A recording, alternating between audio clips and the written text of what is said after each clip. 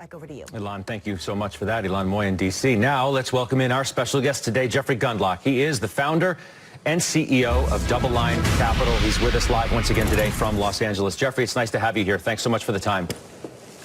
Good to be with you again, Judge. It's been about 4 months, I think. It has, and I take you right to the bond market. The 10-year, as I look at it right now, 92 basis points. What's your reaction to what we've seen in the bond market?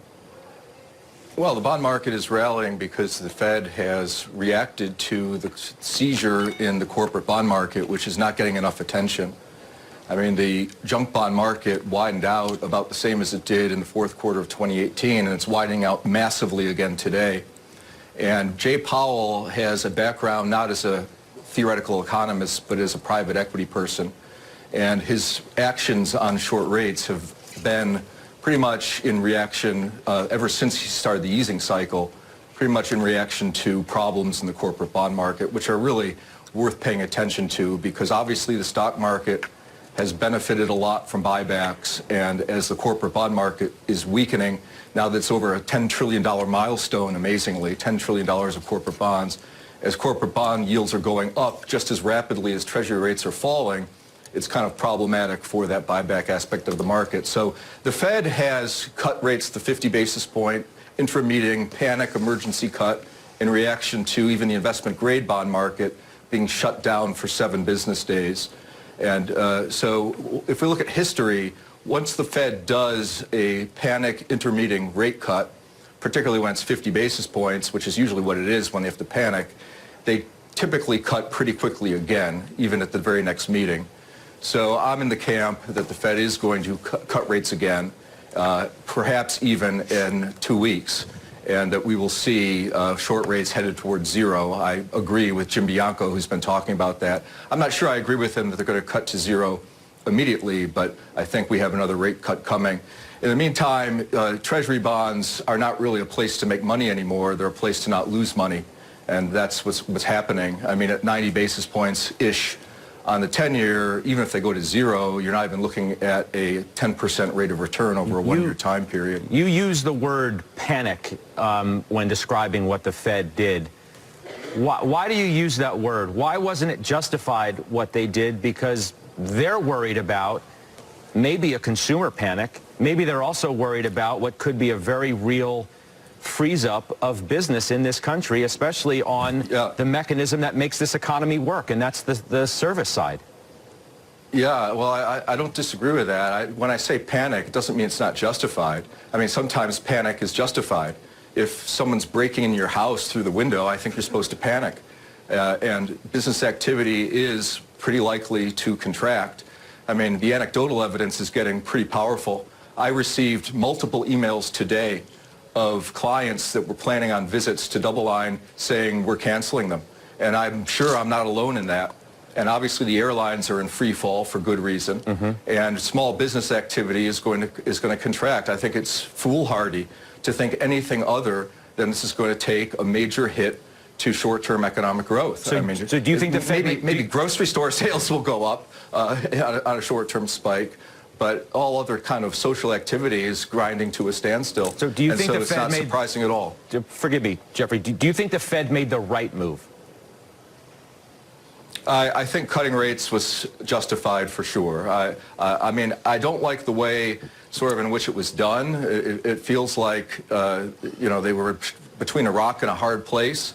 I mean, the Fed, I think when I say panic, the Fed in their most recent press conference took a victory lap, talking about how they had finally reached a stable place in policy and that they could be on hold for the foreseeable future, maybe even the entire world, that we were in a good place, that policy rates were appropriate. And I don't know, I thought that that was a little bit of hubris at the time, but the data set has certainly changed to the point where the Fed was between a rock and a hard place. If they don't cut rates, you know, it's a real problem. The stock market is tanking, or was tanking last week, and now it's a huge roller coaster ride.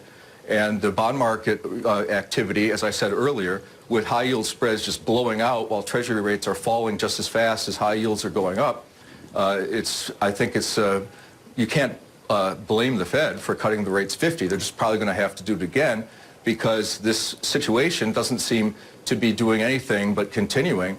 And, you see the press conference with the president and the physicians on top of this coronavirus situation, and they're saying that, they might have a vaccine in like a year and a half.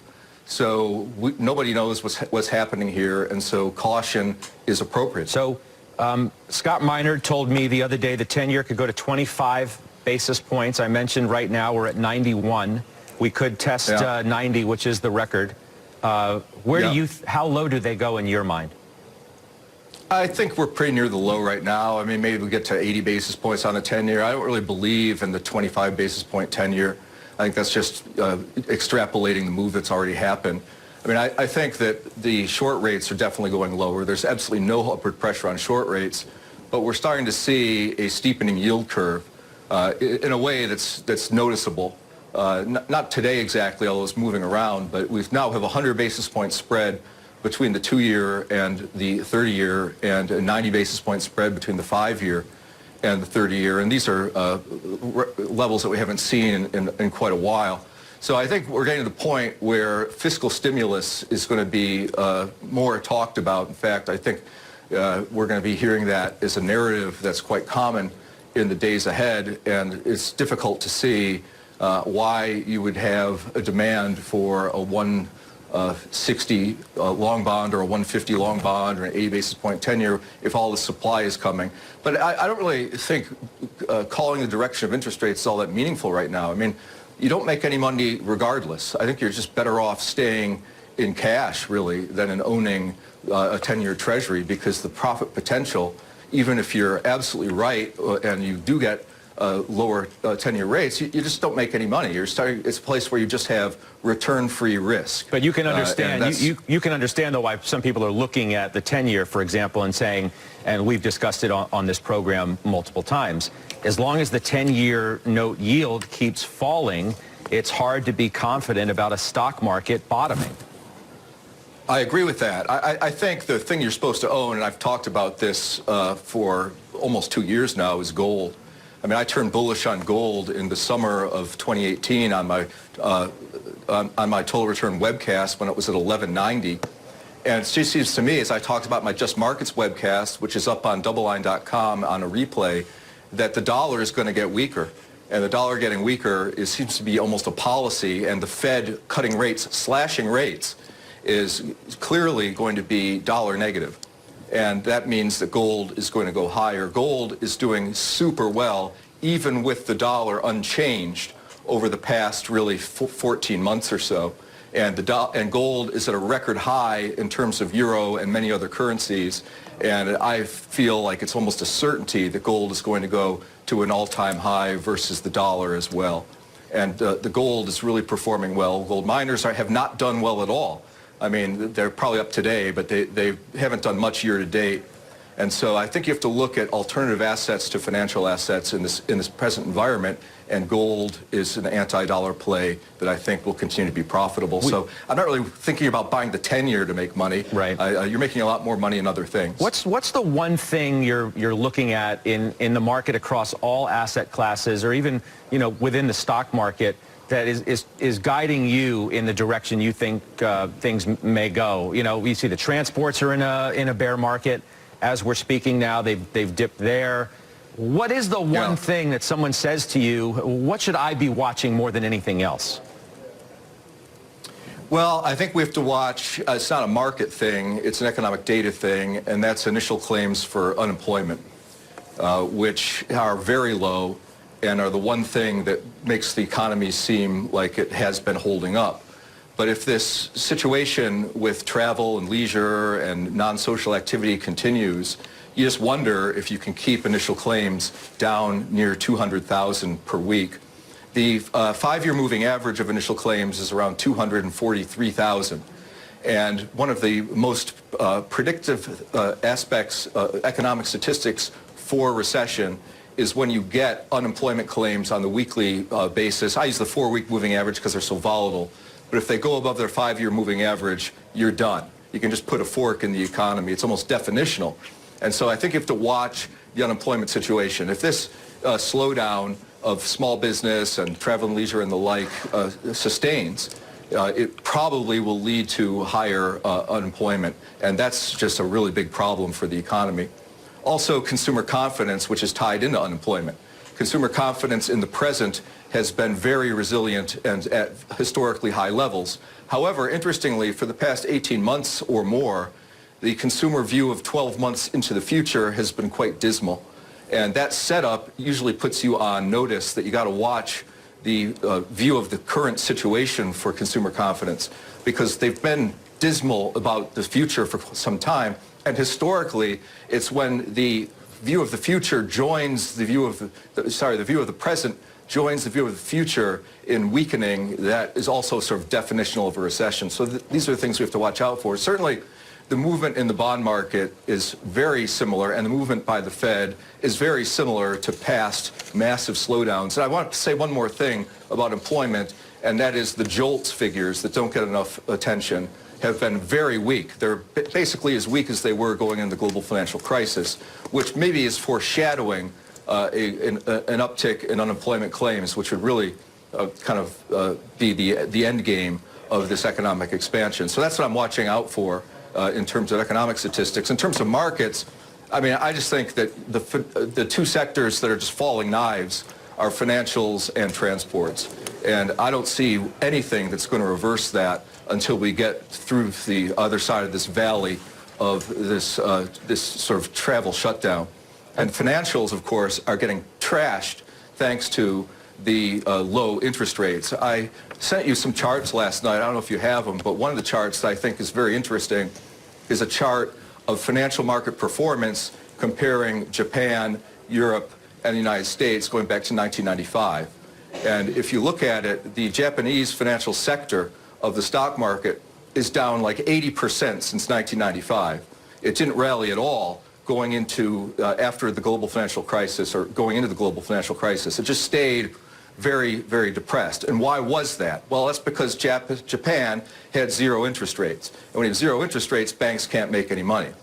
After the global financial crisis, Europe and the United States, going into the global financial crisis and after the global financial crisis, Europe and the United States stocks, there it is on the screen now, they rallied similarly. You see the orange line and the blue line rallying exactly the same out of the recession of the dot-com bust. And then you see that they both collapsed in the global financial crisis. And after that, the European stock market hasn't really been, the financial sector hasn't been able to recover. Right. The U.S. financial sector went to match its highs of 2007, incredibly. But now the financial sector is underperforming tremendously because we're headed towards, again, zero interest rates from the Fed. Well, and when you have zero interest rates from the Fed and low 10-year rates, banks can't make any money. So right now, I think you stay away from those sectors. We're looking at the charts, but we're also looking at a market that's deteriorating a little bit further. The Dow right now is at the lows of the day, down by about 920 points. So we're keeping our eye everywhere. You now have a 10-year yield at 90 basis points, 0.904. So let's talk about credit. There's a suggestion that there are going to be some sorts of quote-unquote credit events, right? As fundamentals deteriorate in certain areas, and we've talked about them already, travel and leisure and things like that. But credit's available. I mean, you know, banks are lending and businesses have access to credit. There's no freeze up to make people nervous to the levels that they started to get in 08, right? We can agree with that. Are you at all concerned about what may take place from a credit standpoint that we need to keep our eyes on? Yes, absolutely. I've been talking about this for at least a year and a half, and that is that when the next recession comes, and we certainly are looking at a risk of recession, or at least a negative quarter, and coming up on GDP, that in the next recession you're going to have the downside of this long period of credit expansion, Fed stimulus, you know, the longest expansions in the post-war period, although not the strongest expansion. And the credit market has just been lulled to sleep out of complacency with the size that it's grown to and the leverage ratio in the corporate economy being so high. Then the next recession, you're going to see the epicenter of trouble in the markets will be the corporate bond market. And you're starting to see that now. I mean, the stock market, as you say, is down 1,000 points or so today, but it was up 1,000 points yesterday, and it's moving 1,000 points every day. It's just a different sign, plus sign or minus sign, every other day. But the high-yield bond market is now back out to the wides. It's been reasonably orderly. And that's interesting because usually when you start having these types of mega moves in the stock market, you start to see a real seizure in the corporate bond market, and that really has not happened, which is one thing that is holding things together. You know what? And maybe the corporate Fed bond cut, market in the next recession will not hold together. Maybe the Fed cut has helped that. Well, the Fed cut certainly helped. The investment-grade corporate bond market was not able to issue a new issue bond for 7 days, which I think led to a part of the motivation for the Fed to cut rates. As I said earlier, Jay Powell cares a lot about corporate credit. He knows a lot about corporate credit. Being from a private equity background, in 2018, there was like 2 months in a row that you couldn't issue a high-yield corporate bond, and that finally led to the big Powell pivot that powered the market in 2019. We had 7 days in the investment-grade corporate bond market here where you couldn't issue a bond, and I think that had a lot to do with the Fed cutting rates. And clearly, the Fed cutting rates helped the market. Clearly, it helped the liquidity in the corporate bond market. But now it's almost like today, with the stock market dropping and the high-yield bond spread going back to its wide, it's almost like the market is kind of pounding on the door again that the Fed act in line with the history of the last 20 years when after they do an intermeeting emergency cut, at the next meeting they cut again. I think that has become the base case. What makes the best sense from the fiscal side? You're not the only one who suggests that that's what's needed. A conversation I had with the CEO of a very large investment firm the other night suggested to me that the reason the market didn't like what the Fed did is because that's all that it got, that it needs something else from the fiscal side for all of the reasons that we've discussed. What makes the most sense? Yeah. What do you think will happen? Well, in terms of the market not getting much out of the 50 basis point cut, that's only because the bond market had tremendously already priced in that cut. I mean, the bond market was really looking for 3 rate cuts when the Fed did 2.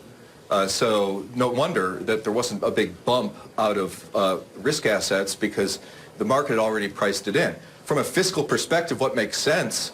Well, frankly, fiscal stimulus doesn't make any sense at all in the long term because we're already running national debt growth at over 6% of GDP, which is higher than nominal GDP. Sure. But it's really a question of, do you want to deal with the short term or do you want to deal with the long term? Well, desperate times call for desperate measures. Then fiscal makes sense. Well, okay, if you want to deal with the short term, then you want to cut middle-class taxes. That's what you want to do. And you might even do a George W. Bush situation where they wired money to people. We've actually done free money to the middle class before. They did it twice in response to the global financial crisis. It wasn't a lot of money. I think they gave something like $500. But, that's one of these things that could happen again. And that would be a fiscal stimulus. And that clearly goes directly into spending. Or perhaps paying down debt, depending how scared people are. But fiscal stimulus would be most effective at the middle class level. So let me ask you this then, since we're talking about that, you mentioned, it sort of takes us into the political spectrum. Super Tuesday is done. Biden had a huge win. You've spoken about the risks to the market of Bernie Sanders. Biden's gotten this big lift now. Elizabeth Warren is out as we speak. Yesterday, was that all a Biden bounce, if you will, from Super Tuesday? And now how do you size up the political landscape? Well, it's really fascinating, isn't it, that after the midterm elections, the 2 leading candidates were in the polls were Joe Biden and Bernie Sanders for the Democrats. Then all of a sudden we had about 30 more show up. And we went through all of this trouble and all of this money and all of this energy to end up with right back where we were after the midterms with Joe Biden and Bernie Sanders. And it's pretty remarkable how well the Democratic establishment engineered Super Tuesday. Bernie Sanders was looking pretty good, and they really changed things by encouraging Buttigieg and Klobuchar to drop out and throw their support behind Biden. And they even trotted out Beto O'Rourke to do it. And it was pretty darned effective, and even kept Elizabeth Warren in the race for Super Tuesday to further sap support from Bernie Sanders, and it was tremendously effective. So it looks like they've engineered a Joe Biden candidacy nomination. Unfortunately, Joe Biden is the same as Jeb Bush. I mean, the Republicans could have done this maybe back in 2016 with Jeb Bush. And if they had done that, you would have gotten Hillary Clinton as president. Instead, they let the free-for-all continue, and you ended up with President Trump. But now they've anointed Joe Biden, and I think Joe Biden is completely unelectable. I mean, one of the reasons that Bernie Sanders didn't do well on Super Tuesday was that he unfortunately appeals to voters that don't vote. He appeals to low turnout segment of the population, the young people, and the younger people just didn't show up on Super Tuesday. I've got a feeling that if the younger people that support Bernie Sanders didn't show up for Bernie Sanders, that they're extremely unlikely to show up for Joe Biden. But I think one thing that's going to happen, it's not going to be so much that the market is scared of Bernie Sanders, because it looks to me like he's pretty much done. But I think the market's going to have to be scared of Joe Biden starting to move to the left, because he needs to consolidate support as he can to try to woo back or woo in the Bernie supporters, who probably are pretty upset by the move by the DNC to basically, once again, take it away from Bernie. If nothing else, you're going to get a zeroing in, if you will, on Biden's policies more closely than perhaps you have in the past, if truly he is the presumptive nominee, and what his policies would mean for the stock market. I've got Steve Weiss wants to ask you a question, Jeffrey, and we don't have that much time left, so I want to try and get a couple of those in, if I may. Steve, go ahead. Jeffrey, so just with the understanding that nobody really knows, what's your baseline case for how long the situation goes on with the coronavirus? Because I assume that's underpinning your projections on the economy. And then, unlike prior recessions, the Fed doesn't have that much room with the rates to do anything. So do we have an administration that's able to get things done to pull us out? Two questions. Well, what was the first question again? What's your baseline case in terms of the timing? On the virus, He wants you to put your epidemiology hat on, which you don't have to do if you don't want to, but you can take a stab. Well, I have no expertise in that area, but I'm just looking at the situation, and I just believe that this is going to be a bigger problem than people thought, for sure. I was meeting with a client of mine a couple of weeks ago, one of my biggest clients. They came in, and it was the day that they announced that they had recalculated the virus count, and it had exploded higher that day. I think it was, I don't remember the numbers, but it was a huge upgrade. It was just that they hadn't tested them right or something, or they hadn't qualified them correctly, and suddenly there was a much bigger number. And my client asked me, are you risk managing around this virus at all? And I said, it's just today that I started to think that there was something here. And it just keeps getting worse and worse. And I have been reading notes from people that do have expertise in these areas, and they definitely are highly cautious about things. So I think that you have to be risk managing around this virus situation, for sure. And obviously the market is taking that into account. And I believe that whatever the consensus is about the situation, I think it's worse. That's kind of where I am, honestly. Mm-hmm. What was part two of your question? The second question is, with rates so low, the Fed doesn't have their typical toolbox where according to a paper I read from the prior Fed, that's typically a 5% spread that they have to lower rates. We don't have that. So does Trump have the wherewithal, because the election is because the market's so important to him, it's his scorecard, self-anointed scorecard, what will the Fed actually do other than $500 from the administration if they can do that without passing it? Does that concern you, in other words? Does it lengthen the recession? Well, you're right that the Fed has very little to do on the monetary policy side, obviously. I mean, they're already down. I mean, they're down so low, and they're going to go lower. So what they've said they would do, and I take them at their word because I don't think they have any options, Jay Powell has said in plain English repeatedly that he doesn't really like negative interest rates. He'd rather do large-scale asset purchases, which is obviously quantitative easing. They've been expanding their balance sheet over the last 6 months in response to the repo crisis. That has slowed down. The balance sheet is not expanding in recent weeks, and you'll notice that the stock market is not doing well. It's amazing how highly correlated the Fed's balance sheet is to the S&P 500. It's almost a constant. And now that the Fed is not expanding their balance sheet, we see that the stock market is now basically unchanged over the past 25 months. So there is no progress being made in the stock market whatsoever over the past 2 years. So the Fed will do large-scale asset purchases, which means that they will help with the fiscal stimulus, in my opinion, that will help, it will probably be trotted out in response to the economic weakness that we're confronting. I forgot what number that brings us to in terms of QE.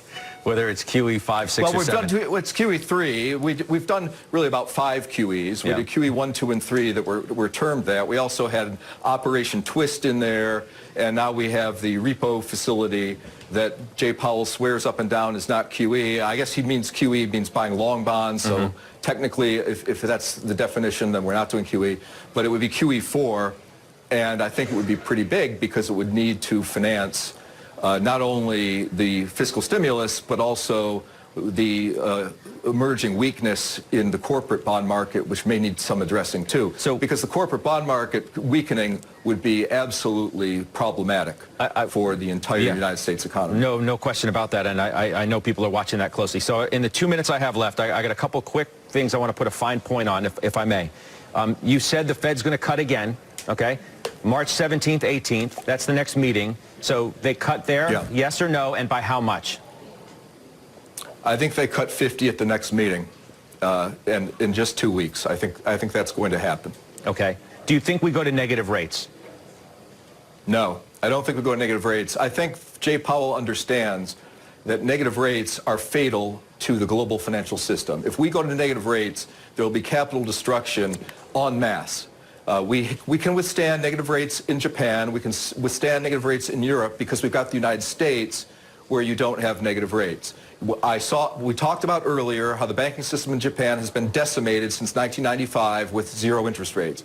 We've seen how the banking system in Europe has been decimated in the aftermath of the global financial crisis thanks to negative interest rates. Jay Powell, I applaud him loudly, seems to understand that negative interest rates in the United States would be a complete disaster for the financial system, and he's not going to go there, I don't think. Although Ben Bernanke and Janet Yellen have been trying to change his mind in the news wires. But I applaud Jay Powell, and I believe he will not go to negative interest rates. Jeffrey, I so much appreciate the time. I know our viewers do as well. These are amazing times we're living through and talking about. We'll talk to you again soon. What a difference 2 weeks makes, right? What a difference 2 weeks makes. That's right. Indeed. Certainly, I certainly agree with that. We will talk to you again soon. Thanks so much. All right, Judge. Be careful out there. Yeah, you as well. You as well, and everybody else for that matter. That's Double Line's Jeffrey Gundlach joining us there. Do you want to leave me with a final sort of trade thought where we should go from here? Yeah, listen, it's all about, there's a sea of liquidity out there. That's obvious, but the leverage is not accepting the liquidity that's reflected in central banks, sovereign wealth funds, and individual speculators clamoring to buy treasuries. Until that correlation breaks, equities don't go higher. The good farmer. Look, I'm ready to buy. I'm sorry I'm not doing it today, but we're days away. I'm telling you, Scott, and I know you hold my feet to the fire, so I'll be on with you. We'll talk more. Okay. Yeah, we'd say maintain elevated levels of cash in this environment. The market's not pricing in a recession. We can't rule it out at this point. Doc? APD, Air Products, they're in there buying calls, selling puts. Nice. I'm short triple Qs. I'm short the semi SMH. I hope I lose money on them. Okay, new all-time low for the 10-year. Stocks are down 950. The exchange starts now.